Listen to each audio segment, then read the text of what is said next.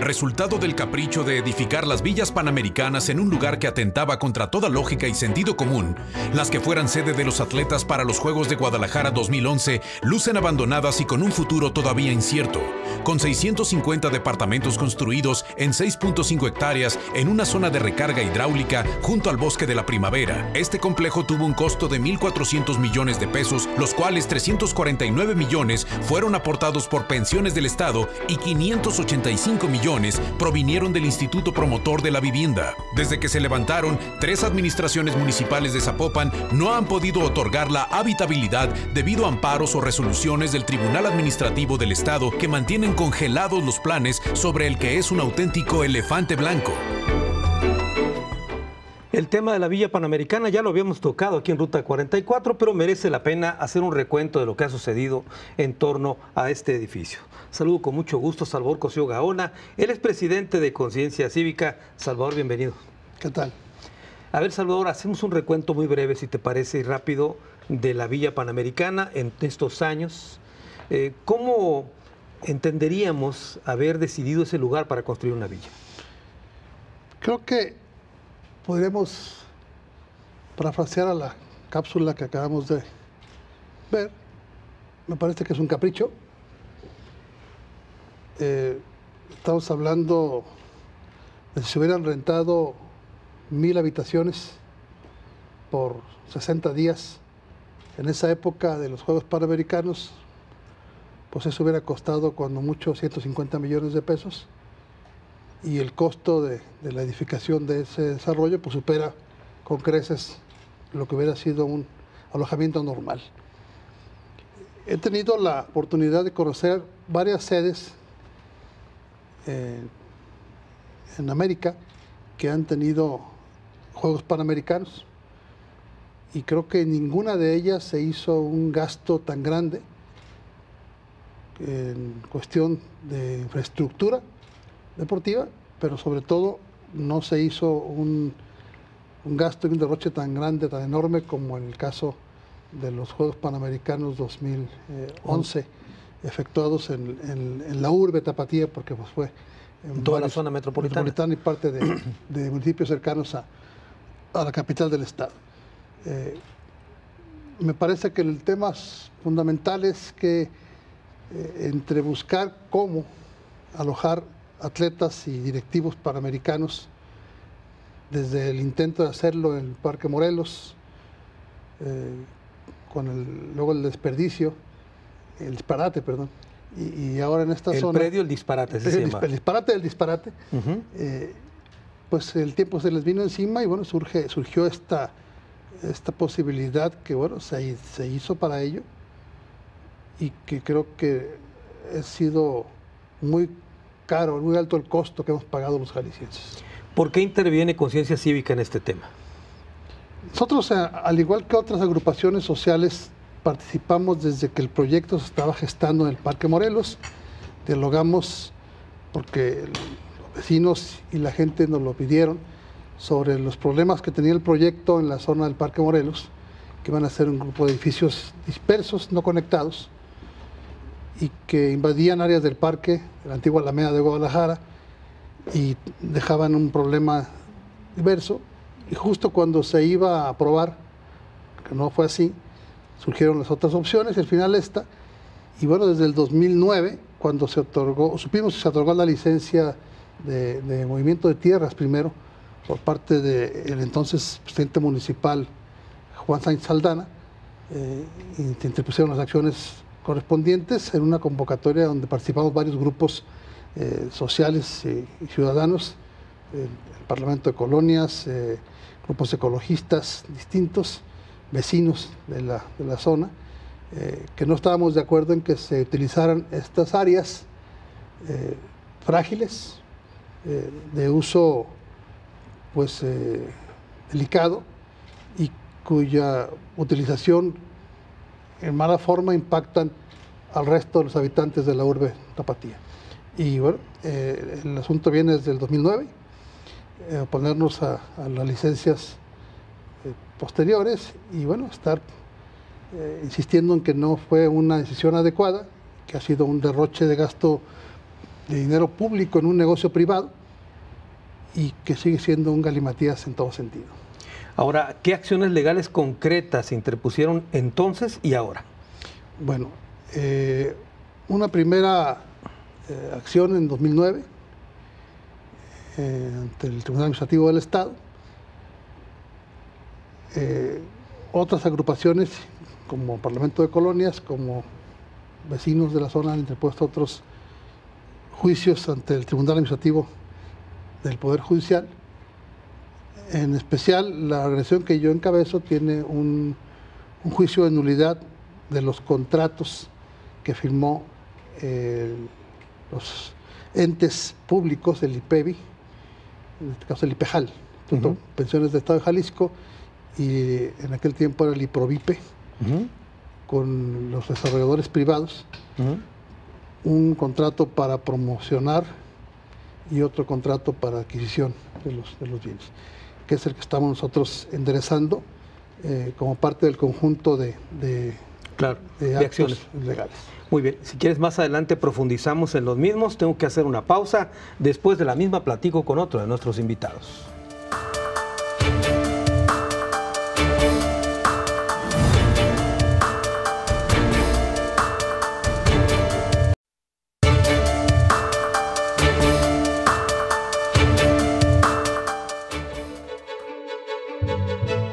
Entre los planes de las instalaciones de la Villa Panamericana figuran la venta como un fraccionamiento exclusivo denominado Villa Bosque, que ni siquiera pudo realizar la preventa. Posteriormente se proyectó la creación de una institución para dar albergue y atención médica a personas de la tercera edad y por último se planteó construir un hospital. Ninguno de los proyectos ha sido autorizado y tampoco hay recursos para darles mantenimiento. Esas son las condiciones en que se encuentra actualmente la Villa Panamericana. Saludo con mucho gusto a Alejandro Cárdenas, él es presidente del Parlamento de Colonias. Alejandro, bienvenido. Gracias por la invitación, Carlos, a tu programa. ¿Cuándo intervienen ustedes de Parlamento de Colonias? Nosotros, como Parlamento de Colonias, intervenimos concretamente desde el 4 de noviembre del 2009. Fue el primer escrito que le hicimos llegar al entonces presidente municipal, Juan Sánchez Aldana, advirtiéndole que la zona del Bajío era una zona de alta recarga hidrológica, una zona con una alta fragilidad ambiental y que no era conveniente que se emplazara una edificación prácticamente a las orillas del bosque y una parte de este emplazamiento dentro del bosque, ¿no? Creo que tiene 4 o 5 hectáreas dentro del bosque La Primavera o lo que querían dar de áreas de sesión. Esto lo hicimos, se lo hicimos llegar tanto al presidente municipal Juan Sánchez Aldana, al exgobernador Emilio González Márquez y al entonces presidente del Vázquez Raña, ¿no? No me acuerdo. De la Asociación Deportiva Panamericana, la ODEPA. De la ODEPA, ¿no? Entonces le hicimos llegar toda esta información. Finalmente la ODEPA nos contesta que, bueno, pues que es una cuestión municipal. El gobernador nos contesta lo mismo, pero después nos enteramos que había habido una convocatoria y en esa convocatoria el constructor de la villa había puesto una serie de condiciones especiales para él, ¿no? En donde le pedía prestado al gobierno del estado, en donde le decía que las áreas de sesión tendrían que estar, las pusiera el gobierno del estado, o que no se las requiriera el municipio, o que las pudiera dar dentro del bosque La Primavera, en donde le pedía que le hiciera toda la infraestructura. Creo que esas condiciones especiales con las que le dieron el concurso, o sea, le dieron la construcción de la Villa Panamericana, no las tuvo ningún constructor, o es más, no creo que haya conocido la posibilidad de poder hacer una solicitud de esa naturaleza, ¿no? Creo que fueron condiciones privilegiadas para la construcción de la Villa Panamericana en un lugar totalmente inadecuado. ¿Los planes parciales de ese tiempo permitían este tipo de construcciones? No, los planes parciales tenían una limitante ahí, permitían un H2H, o sea, un habitacional densidad baja, horizontal, o sea, un condominio horizontal. Finalmente daba una densidad de población entre 50 y 70 habitantes por hectárea.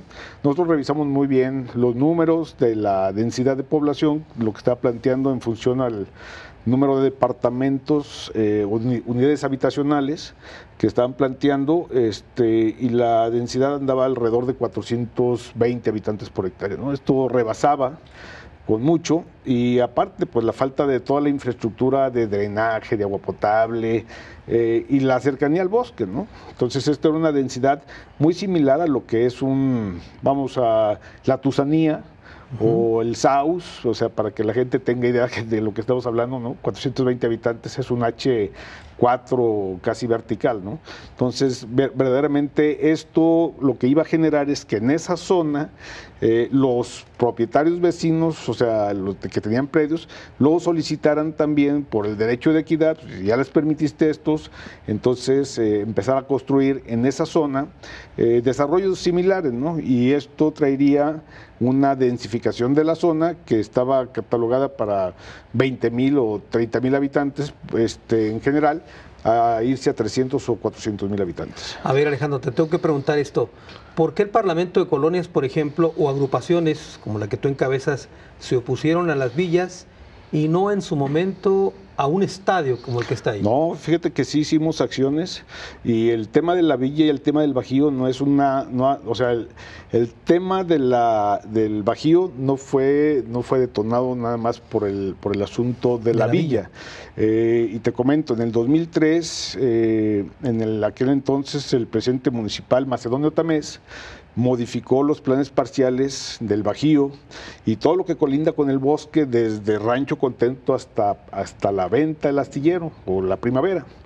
Bueno, nosotros interpusimos acciones administrativas, acciones jurídicas a efecto de revertirlo. Logramos revertir varios planes parciales, porque habían puesto en toda esta zona altas densidades. Y estas densidades pues las propusieron realmente algunos grupos constructores, y nosotros como habitantes de la zona, gente de Rancho Contento, de Pinar de la Venta, o sea, logramos de alguna forma revertir esto, que se revirtió en el 2005. Entonces no era el tema de precisamente la villa.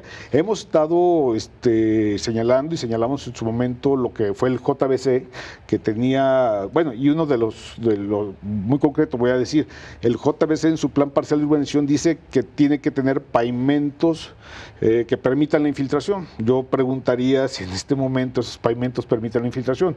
O sea, la realidad es que no se ha cumplido ni siquiera con los planteamientos que se hicieron en los planes parciales de urbanización. ¿Y cómo entender que se haya podido detener, digamos, el futuro o la venta de la Villa Panamericana y no la operación del estadio? Bueno, aquí el asunto del estadio, vamos a tratar de dimensionar lo que es la habitación, o sea, la habitación de un edificio que tiene alrededor o que iba a contar con casi 4,000 habitantes, descargando todos los días, lavando losas, automóviles, todo eso, y lo que iba a detonar alrededor. El estadio funciona, y bueno, pues eso no voy a mentir, una vez cada 15 días, ¿sí?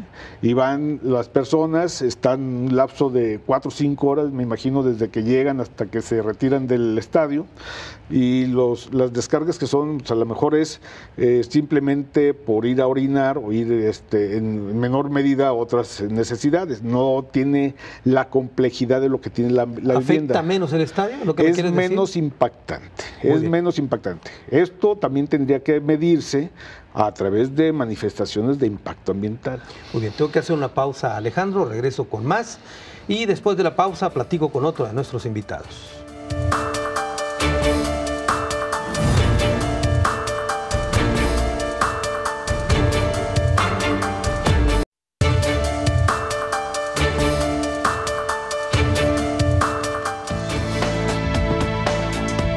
Al menos 5 organizaciones ciudadanas demandaron que el Ayuntamiento de Zapopan no intervenga para frenar los juicios que siguen ventilándose contra las violaciones cometidas para edificar las villas panamericanas, petición que llevaron ante la Procuraduría General de la República. Las agrupaciones, que fueron las que mediante litigios frenaron los planes para utilizar las villas, reclaman que los juicios sigan su curso legal y que se mantengan las suspensiones que mantienen congelado y también abandonado el complejo.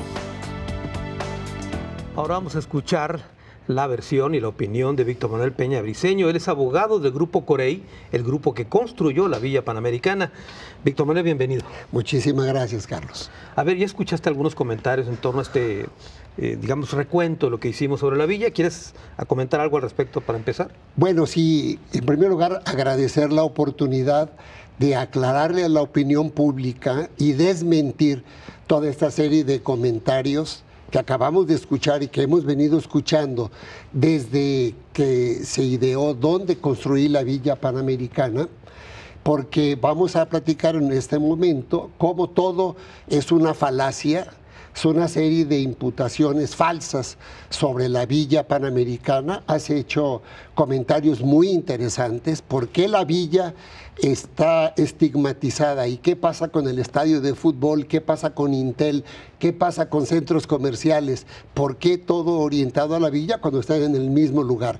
Yo creo que eso responde por sí solo lo que está sucediendo y la falsedad de lo que se ha dicho acerca de la villa. Oíamos hace un momento que al menos 5 organizaciones ciudadanas se han estado oponiendo. Yo quiero decir que no es más que una. La verdad, son membretes. Todos los membretes realmente obedecen a intereses de no más de 3 personas. Son las mismas. Entonces, no es verdad que son organizaciones ciudadanas las que están oponiéndose a esto. Son personas. Son personas que se ocultan en membretes. De acuerdo. ¿Qué otra aclaración ibas a hacer, Víctor? No, por lo pronto, esta aclaración importante. Muy bien. ¿Cómo fue que Grupo Corey, digamos, toma la iniciativa de intervenir en este proyecto? Bueno, porque el gobierno del estado, muy preocupado porque venía la celebración de los Juegos Panamericanos Guadalajara 2011 y había una pena muy grande que el estado de Jalisco había pactado con el Comité Olímpico de que si no estaba la villa lista para los Juegos había una pena de más de $50 millones.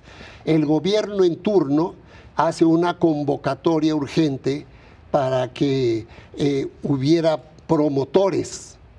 Y uno de estos promotores precisamente fue el entonces Grupo Corey, hoy denominado Creaciones del Bajío Sociedad Anónima. Ellos fueron los que decidieron enfrentar el reto, pero era evidente, como era un lugar sin infraestructura, la condicionante era que el gobierno del estado dotara de la infraestructura básica. Hemos oído comentarios de que no hay agua potable, de que no hay alcantarillado, de que se afectan mantos freáticos. Todo es mentira. Comentaban hace un momento de Rancho Contento. Yo quiero recordar que Rancho Contento no recibe agua del CIAPA. No tiene servicios del CIAPA, tienen fosas sépticas y plantas de tratamiento. La Villa Panamericana es un ejemplo internacional de tratamiento de aguas negras. Entonces no es cierto lo que se ha dicho de que hubo una gran afectación ecológica. Tan es cierto que desde 2009, 2010, que empezaron estas personas a oponerse al proyecto, con intereses ocultos que nunca han manifestado abiertamente, desde entonces nunca han ofrecido una sola prueba pericial, una prueba seria, tendente a acreditar un daño ecológico, un daño a cuencas hidrológicas, de ninguna manera, porque no existe. Y todo este impacto ambiental perfectamente fue acreditado por la empresa constructora ante el gobierno del estado y el gobierno municipal, y además que cumplía con los planes parciales para efecto de que fuesen departamentos y entonces pudiese ser costeable y realmente un negocio interesante para las organizaciones que apoyaron financieramente esta obra.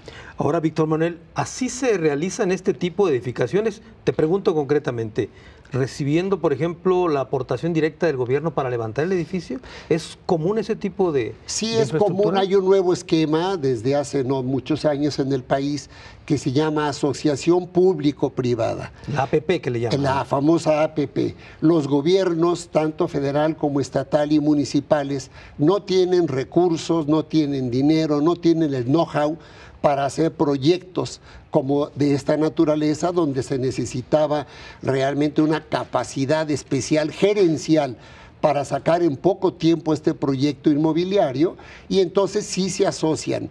La verdad es que si nos hubieran permitido vender como estaba proyectado, hubieran ganado dinero, por una parte el constructor, por otra parte el organismo promotor de vivienda del Estado hubiera recuperado hasta con intereses su inversión, y los trabajadores que dependen de pensiones del Estado o pensionados que tendrían derecho a sus departamentos que habían adquirido, ya se les hubiera entregado.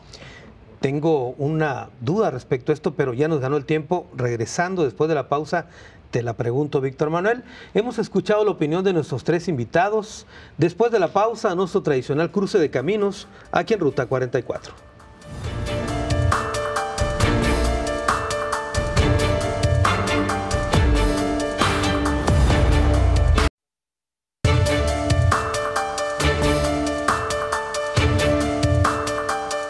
Villas Panamericanas en el olvido es el tema que tocamos en esta ocasión en Ruta 44. Hicimos ya un primer esbozo general en torno al tema. ¿Quieres añadir algo, Salvador, antes de empezar con las preguntas? Bueno, yo creo que no están en el olvido. Tan así que estamos aquí y que no queremos que se olvide los problemas que hay allí y que se resuelvan.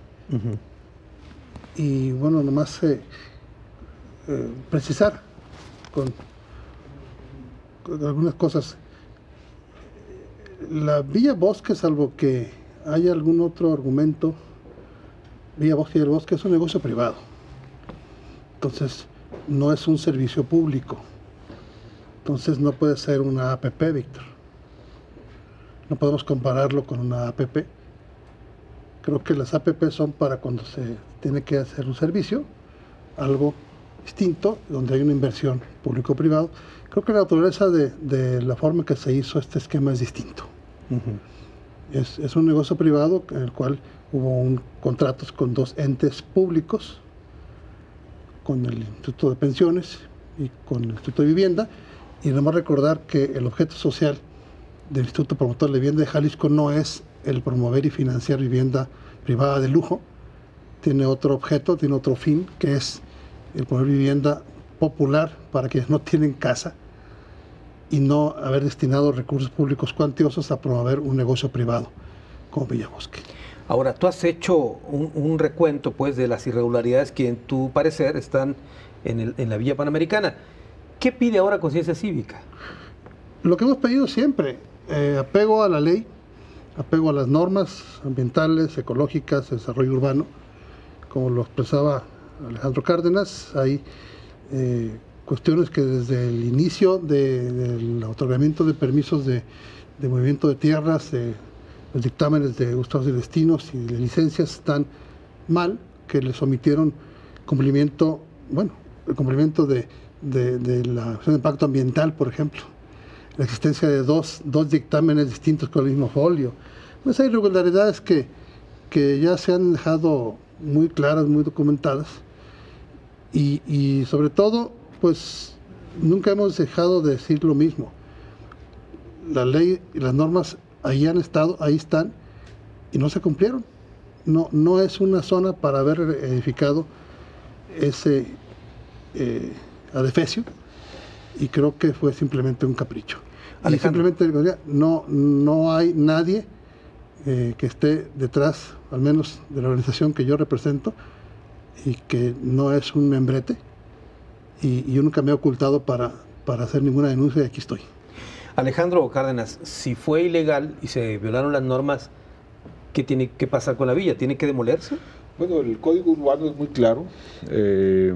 Si esto no estaba dentro de los planes parciales, pues su existencia jurídica no debería ser. ¿Sí? No pueden darle viabilidad a una cuestión que está violentando normas ambientales y normas urbanas.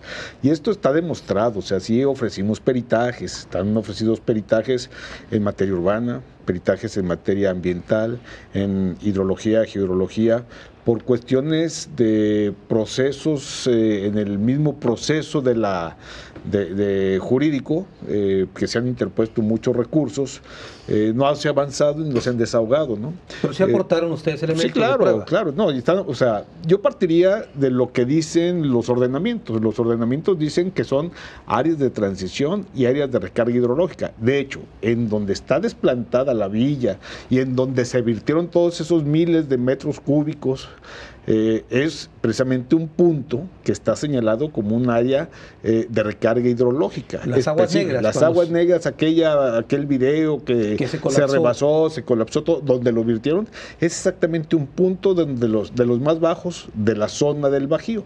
Y hablemos de la zona del Bajío como una cuenca endorreica, que el agua no sale, solamente o se evapora o se infiltra. Sí, por eso se llama endorreica. Y en esa zona, en ese punto donde está la villa, es el punto de los más bajos y donde concurren 3 escurrimientos. O sea, esto está totalmente demostrado y está perfectamente establecido en los ordenamientos. ¿Sí? Y todo está aportado en los juicios. O sea, no hay una cuestión de sentimientos. Es una cuestión de llamar puntualmente cuáles son los elementos o los agravios que se están generando con esta construcción y cuáles fueron los puntos. La zona definitivamente no era una zona apta y mucho menos que se metieran al bosque la primavera. Eso está también totalmente demostrado. Se han demostrado con argumentos, con elementos técnicos. Que no hemos avanzado es por el montón de procesos que colateralmente se han ido aperturando en la tramitación de los juicios. Pero finalmente esto, y voy a traer a colación la contestación del Ayuntamiento de Zapopan. Dice en una de sus partes que no debería de haberse otorgado la licencia de construcción.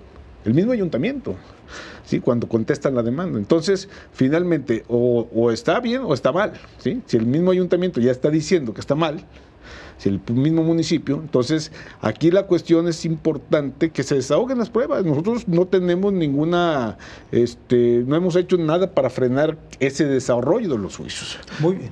Víctor Manuel Peña Briceño, la duda que tenía de las APP que planteabas, hasta donde yo sé, a lo mejor estoy equivocado, una asociación en participación es cuando el gobierno no tiene dinero y el particular entra y financia la obra y después se concesiona. Pero aquí fue al revés, el particular no tenía dinero y el gobierno entró con el recurso. No, Carlos, vamos para evitar precisamente toda esta serie de malinformaciones. A ver.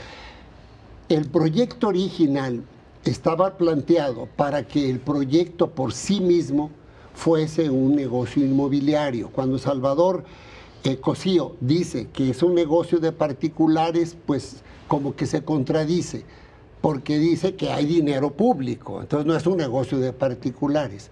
Es cierto que fue planteado como todas las villas panamericanas de todo el mundo, todas se construyen, pasa el evento y se venden como departamentos, porque hay que recuperar la inversión. Claro. Si no hubiera sido por las demandas presentadas por estas asociaciones a que ellos se refieren y que hoy representan, con la ayuda del Tribunal Administrativo del Estado, si no hubiera sido por eso, todas las villas estuvieran vendidas y se hubiera recuperado toda la inversión.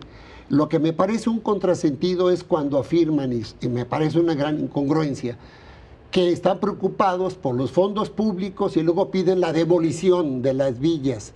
Y entonces, ¿dónde van a quedar esos fondos públicos? Entonces, ahí vemos la incongruencia. La verdad es que los gobiernos tienen una serie de formas de realizar las obras. Yo mencioné la APP como una de ellas, pero evidentemente esta forma fue muy concreta. Las partes involucradas ponían dinero con intereses para recuperar. Sabemos que Pensiones del Estado ha hecho inversiones en la costa, invierte en la compra de tierras, invirtió en la compra de departamentos a costo integral. Era un gran negocio para Pensiones y para sus agremiados. 200, algo así. Sí, 240 más o menos. Entonces, ¿en dónde estuvo realmente que estas instituciones no cumplieron con su objetivo? Y Provipe, la institución promotora de vivienda, hubiera podido recuperar, si no hubiera sido por estas acciones en donde han logrado estas organizaciones unipersonales, insisto, en detener la venta y la habitabilidad, ya hubiera todo el mundo recuperado, todo el mundo estaría habitando las villas. ¿Qué pasó con el derrame? Porque creo que de ahí fue donde se desprendió inclusive la mala imagen. Miren, las villas están hechas para aproximadamente 3.600 personas. Cuando los organizadores de los Juegos Panamericanos solicitaron ya la entrega de la villa, por escrito se comprometieron a respetar esa población, porque se les dijo que las plantas de tratamiento de agua eran para esa capacidad. Eran para esa capacidad. Metieron lo doble de gente, de motu propio. Muy bien, Víctor, tengo que hacer una pausa. Continuamos con este tema después de la misma.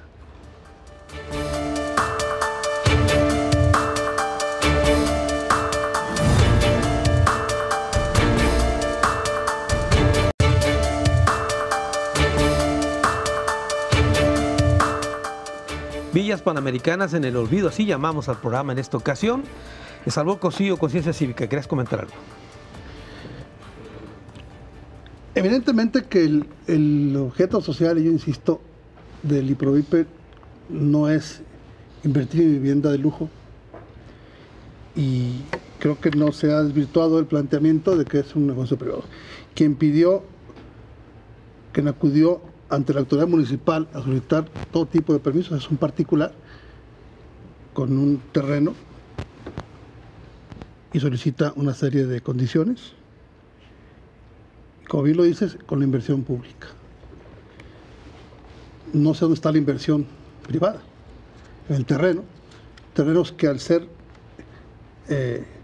con una serie de limitaciones específicas, pues tienen un valor bajo, porque no pueden ser construidos de otra forma, por las limitaciones que representan las normas ambientales y de desarrollo urbano, con las limitaciones del número de población por hectárea, obviamente rebasada hasta en un 1000% con los permisos que obtuvieron.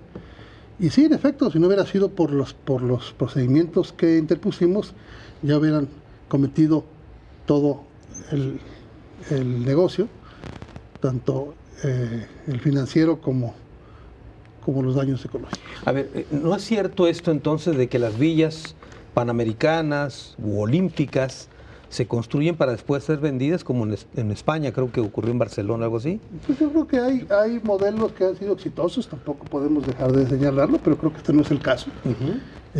Ni creo que haya sido una necesidad hacerlo ahí, y creo que nos queda muy claro que no era obviamente el mejor lugar para hacer una construcción de esta naturaleza. Vuelvo a señalar, el número de atletas o el número de personas que hospedaron, 2 por habitación, por el lapso que duró. Yo creo que haber hospedado en hoteles de 3 estrellas hubiera sido una cantidad 10 veces menor que la que se gastó y sin el daño inconmensurable al hábitat que se hizo. Porque además del monto que se aportó por pensiones y por IPROVIPE, que insisto, no tiene entre sus fines legales el aportar dinero para ese tipo de cuestiones, no está, por lo tanto es ilegal.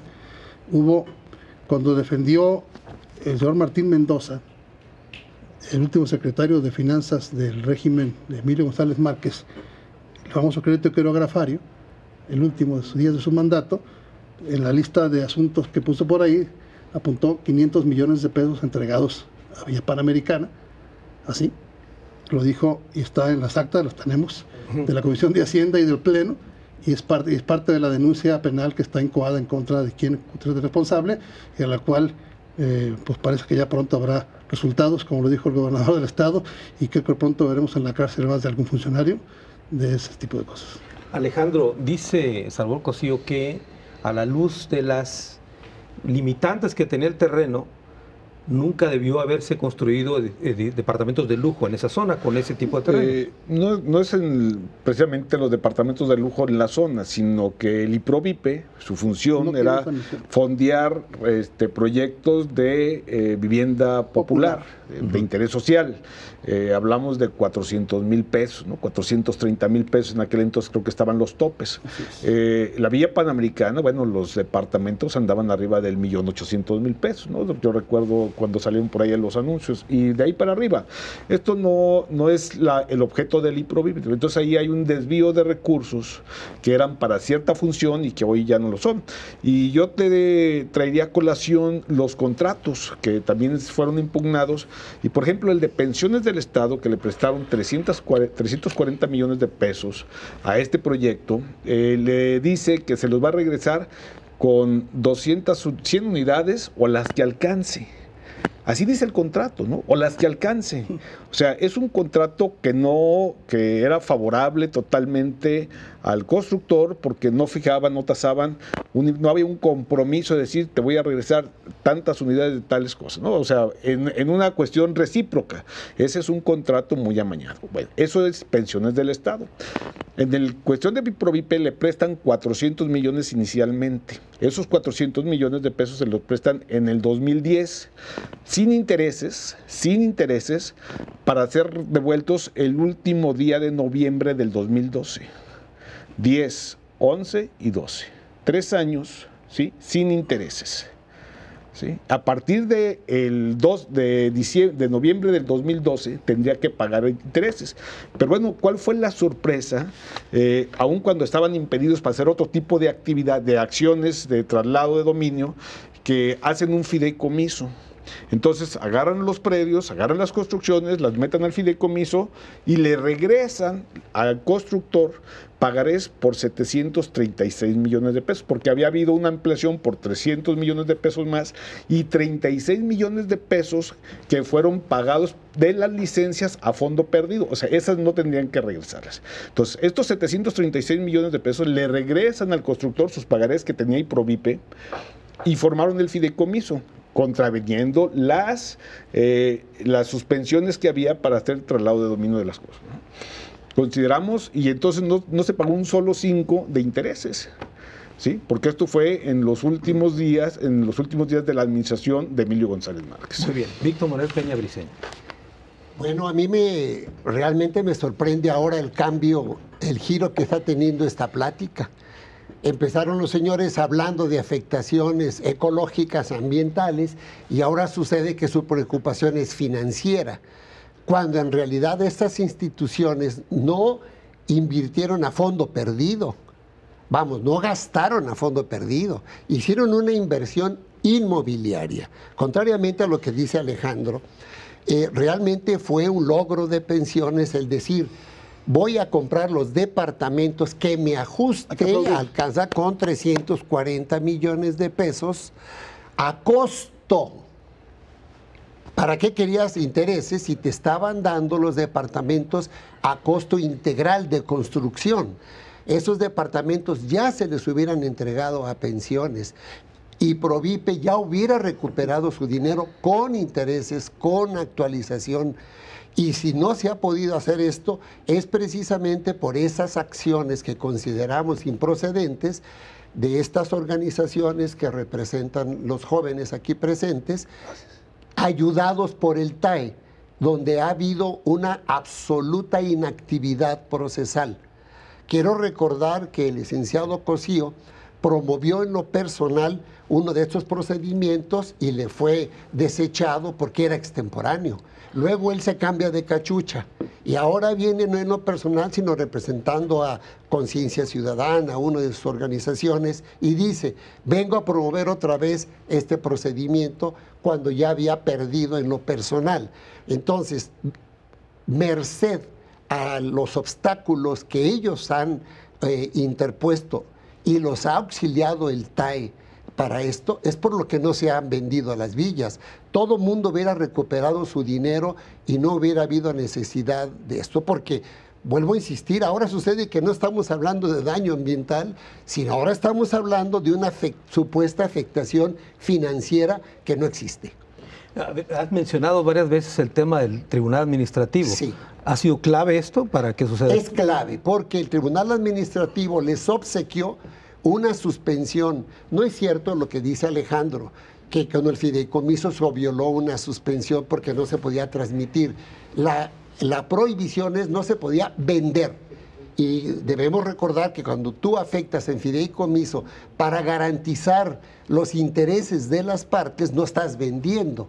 Estás solamente poniendo todo el patrimonio en un banco para que el banco ejecute y le dé a cada quien lo que le corresponde. Muy bien. Tengo que hacer una pausa, es la última y regresamos a las conclusiones del programa.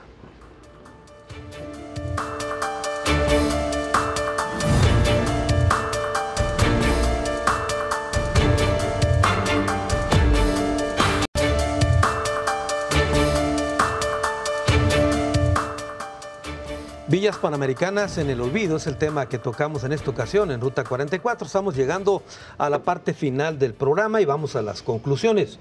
Comienzo contigo, Salvador. Bueno, es que hay dos afectaciones, dos tipos de afectación.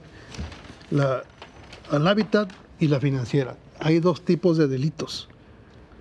Los delitos ambientales y los financieros, por eso las denuncias penales, que al parecer ya pronto van a fructificar, tienen dos sentidos. Dos asuntos, los ambientales contra el desarrollo urbano y los financieros. Y bueno, yo discrepo obviamente de lo que dice Víctor. Yo no creo que haya sido una inversión ni necesaria ni buena, además de los daños. Creo que fue demasiado costoso, tanto financiera como ecológicamente, esa construcción. Y creo que se debe de mitigar y sí, de acuerdo a la ley se debe demoler. En España, por ejemplo, hace tiempo salieron de la cárcel San Antonio Gil y Gil, que fue alcalde de Marbella, presidente Atlético de Madrid, que permitió como alcalde de Marbella la edificación de unos edificios en unas zonas también ecológicas, que eran propiedad de un grupo inversionista que encabezaba la cantante Isabel Pantoja. Estuvieron en la cárcel muchos años. Allá no importó y demolieron las edificaciones. En México es muy difícil, no hay voluntad, a veces no hay valor para hacer esto, pero se debería hacer. Creo que uno el costo financiero, pero es más costoso la cuestión ecológica. Muy bien, Alejandro Cárdenas. Bueno, yo sí señalaría que el tema ambiental lo puntualizamos en los dos primeros Sí, claro. intervenciones que tuvimos, ¿no? Pues, vamos también al tema financiero, sí, porque bueno, ahí nos llevaron y parece ser que a los inversionistas y al abogado, pues lo único que les ha interesado es la cuestión económica y han tratado de ponderar la cuestión económica. ¿Qué va a pasar con todo esto? Bueno, yo creo que está muy sencillo. Si hay una ilegalidad, pues los responsables que paguen y tienen con qué pagar, ¿sí? Entonces, sería aplicar el Estado de Derecho, porque aquí, pues bueno, hicieron las cosas mal y hay que perdonarlos, siempre hay que perdonarlos, ¿no? Y el daño ambiental, y bueno, no sé si todos queramos que se eche a perder las 1.200 hectáreas con esta situación del derecho de equidad de una zona de alta recarga hidrológica, que es fundamental para el municipio de Zapopan. Zapopan no tiene una sola fuente de agua superficial, ¿sí? Y todo su abastecimiento de agua de pozos, ¿sí? Y esa parte es importante, y los acuíferos se están agotando por la sobreexplotación y por la falta de ¿cómo se llama?, de infiltración. Eso es una cuestión demostrada, y aquí tenemos una minuta de estudios de trabajos que hicieron en la administración de Zapopan, donde reconocen la alta fragilidad de la zona, por un lado, y reconocen que no tienen los estudios, y reconocen o proponen que hay necesidad de hacer los estudios antes de dar una habitabilidad o hacer tal o cual desarrollo. Nosotros no nos oponemos al desarrollo, pero primero que estudien, que determinen la carga ambiental que puede la zona, ¿sí? Y se deje de estar pensando nada más en la parte económica, que fue la que tocó el abogado durante todo este tiempo.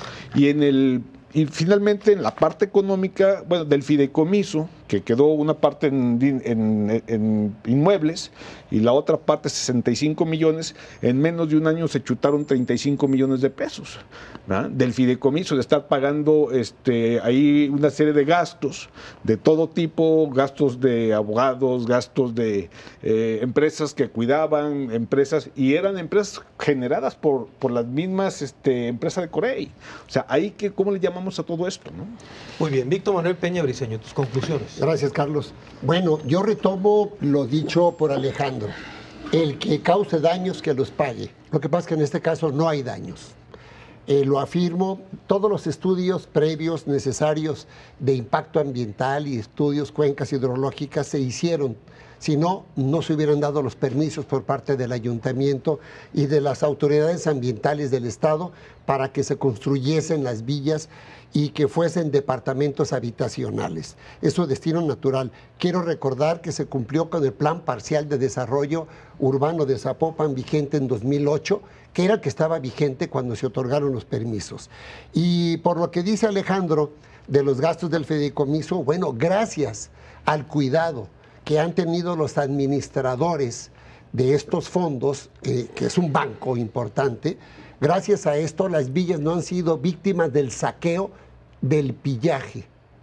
En el momento que no haya vigilancia, en este momento las villas van a ser presa del vandalismo, las van a grafitear, se van a acabar jardines, fuentes. Yo invitaría a todo el público a que vaya a conocer las villas. Es un orgullo realmente urbanístico. La gente habla de las villas sin conocerlas. Nos hemos dado cuenta de funcionarios públicos que han atacado las villas y no las conocen. Es un verdadero orgullo, y por lo que vea la infiltración, que a mí se refiere a Alejandro, no existe infiltración, tan es así que por eso esas aguas negras que vertieron cuando los Juegos Panamericanos, ahí se quedaron, nunca bajaron al subsuelo, porque este es un material volcánico que impide la infiltración. Por ello no hubo tal infiltración, y por ello fue posible que camiones del gobierno del estado llegaran a bombear esas aguas y se las llevaran a tirar a otro lado. Pero no fue falla de la construcción de la villa. Insistimos en que fue falla del comité organizador de los Juegos Panamericanos, que duplicó la población y no pusieron plantas de tratamiento de agua extras. Muy bien, Víctor, muchas gracias por haber participado en el programa. Gracias. Alejandro, muchas gracias. Gracias, Carlos. Salvador, muchas gracias. Y si les parece, la verdad es que el tema apenas arrancaba, pues los tengo que comprometer a que regresemos más adelante a hacer un segundo programa. Quedamos. ¿Quedamos? Sí. ¿Quedamos, Sí, Alejandro? quedamos. De acuerdo. Salvador. Bueno, entonces esta historia tendrá una segunda parte. Hasta la próxima.